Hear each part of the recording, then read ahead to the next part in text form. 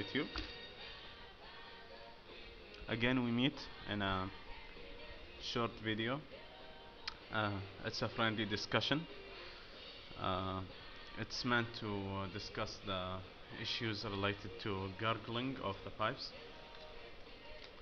Mostly, gurgling of the pipe comes from a massive carbon cake inside the pipe, which is heavily saturated by all the goo produced by the tobacco for a long time, and it should be either reamed and modified into a proper shape, or it's treated by processor treatment method or salt uh, treatment. So that's one issue. Secondly, I have some tips that I have went through all and tried them, which were quite helpful. So first, I would discuss facts like bent and billiards. I'm sorry, bent and straight pipes.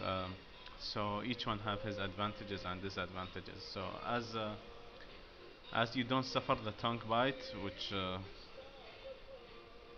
flourish term for barbecuing your tongue, it's uh, it's a thing about bends that they keep all the moisture away from your tongue, so you will not have that bitter taste or that tongue bite, which unlikely you will be seeing most often in the straight pipes. But for the pressure that will be formed between the stem and your mouth, and also the act of gravity, all the saliva will be drawn into the heel of the bowl, so that will cause the moisture to build up. So, and then eventually gurgling, which is really not nice to have. Secondly, I would like to talk about another fact, which is the tobacco you use. Tobacco also largely affected. I would not be able to describe the kinds or types of tobacco that produce more moisture than normal, because I'm not that expert to tell the truth. But packing the tobacco very tight sure will increase the heat, and sure will increase the moisture that will be accumulated inside the pipe. Flake tobacco, usually pack them in a way that suits the bowl diameter. Don't overpack it thinking that these are flakes and they should be sitting tightly, because once you light them they will expand. That's a very good feature about the flakes. So it's kinda sit freely inside the bowl. Don't be afraid, it will expand and fill all the space you can find there.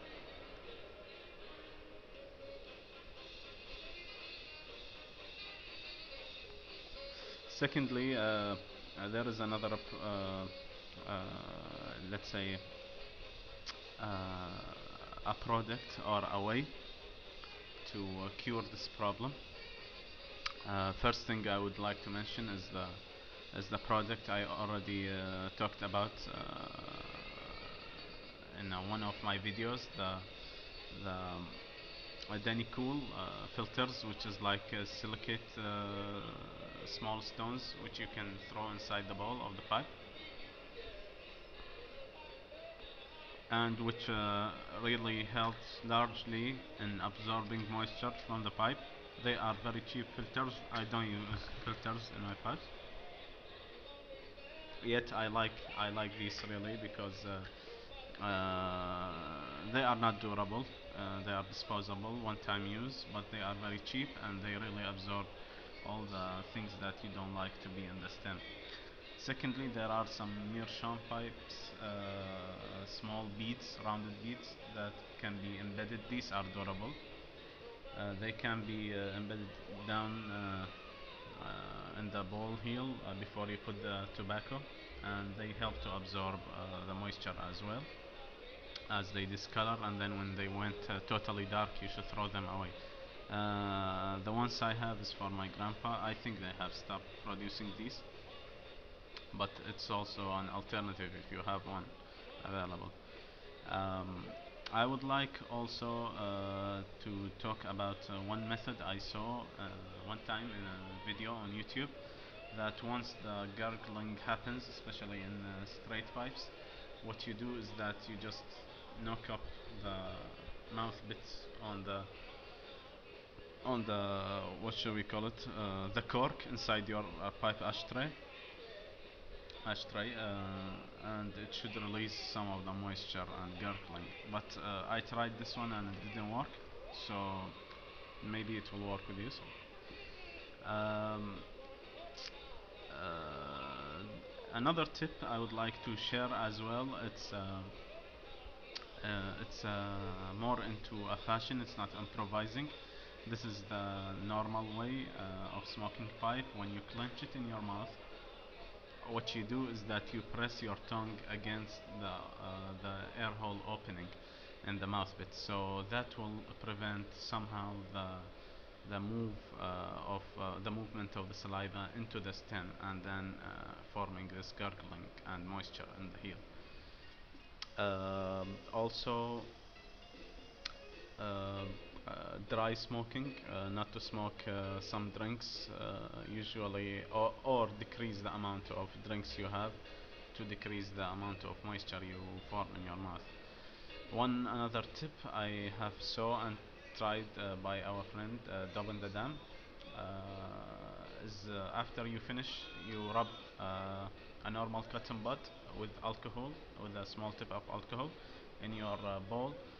That will largely help in vaporizing process of all the goo, and clean the inside of the bowl. And as it's alcohol, so it's easier to be evaporated than other cleaners. One last tip I would like to mention is that once I have read this one in one forum, and I tried it and it really worked. It improves the taste as well as it decreases the moisture that will be formed inside the heel. Is that normally you pack your pipe just like the normal way you do it, and then you light the pipe, forming the charring light, even up the surface of the ash after expansion of the tobacco, and then just leave it for a while. Leave your pipe for a while. Don't smoke it instantly.